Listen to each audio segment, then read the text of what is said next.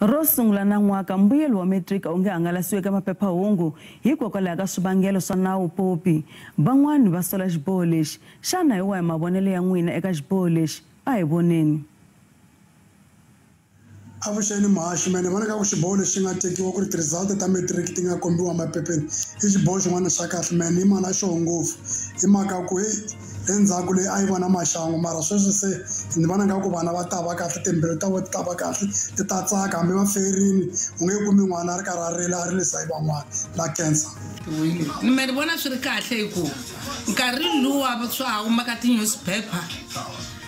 vanhu va kota ku teka ti-newspaper va vona swa vana va van'wana va vulavula vubihi hi swona riperile mahaxi na vayingiseri mina ni vona xiboho lexi mfumo wu nga xi teka xi ri xiboho xa kahle hikuva loko va nga humesi vanhu emaphepheni swi hunguta ku tidlaya ka vana va xikolo hikuva loko a nga humangi n'wana ephepheni i va na ntshikelelo lowukulu kumba swinene laha a hetaka a xungeta vutomi bya yena le mahaxi vulavula na Sipho Khoza la yo tamanyeleti Bushbuckridge xiboho lexi nga endliwa hikuva va tekile embuyelo wa ka grade 12 machudeni ya ka 12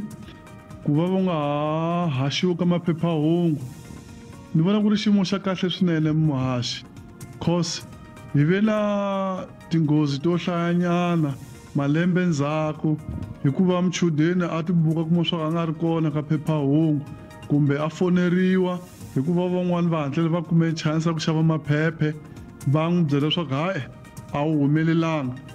nakho ukuthi abafundi baka matric besephuma ngama-exam number kumaphephandaba mina ngikubona vele bedlaliwe indima yeleli lungelo labo lemininingwane efihlekileyo ngoba bese bephuma ngamanamba akekho bezokwazi ukuthi uphumelele noma cha uma nje engayazi exam number yakho.